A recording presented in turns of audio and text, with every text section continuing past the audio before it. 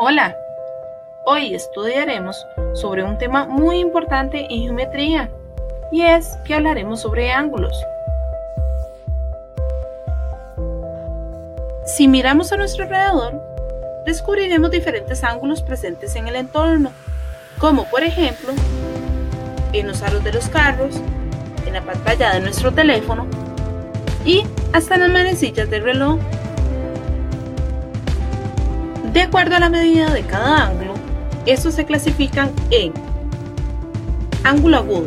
Son los ángulos que miden más de 0 grados pero menos de 90 grados. Así por ejemplo, la medida del ángulo ABC es 47, por lo tanto es un ángulo agudo. Ángulo recto.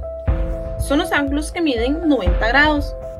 Así por ejemplo, la medida del ángulo ABC es 90 grados, por lo tanto es un ángulo recto. Ángulo obtuso. Son los ángulos que miden más de 90 grados pero menos de 180 grados. Así por ejemplo, la medida del ángulo ABC es 120 grados, por lo tanto es un ángulo obtuso. Ángulo llano. Son los ángulos que miden 180 grados. Así por ejemplo, la medida del ángulo ABC es 180 grados, por lo tanto es un ángulo llano.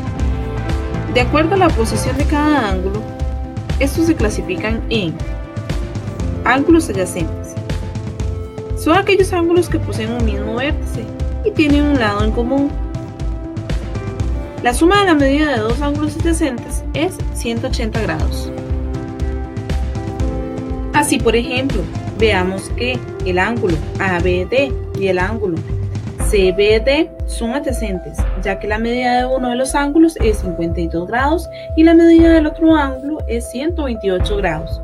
Y si efectuamos la suma, eso nos da 180 grados. Ángulos consecutivos. Son aquellos ángulos que poseen un mismo vértice y tienen un lado en común. Así por ejemplo, veamos que el ángulo ABD y el ángulo CBD son ángulos consecutivos. Ángulos opuestos por el vértice. Son dos ángulos no consecutivos formados al intersecar dos rectas. Así por ejemplo, veamos que el ángulo BAC y el ángulo DAE son opuestos por el vértice.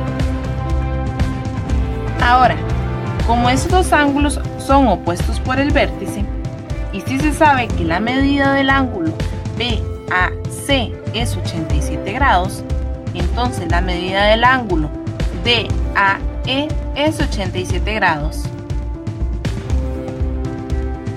Esperamos que les haya gustado el video. Hasta la próxima.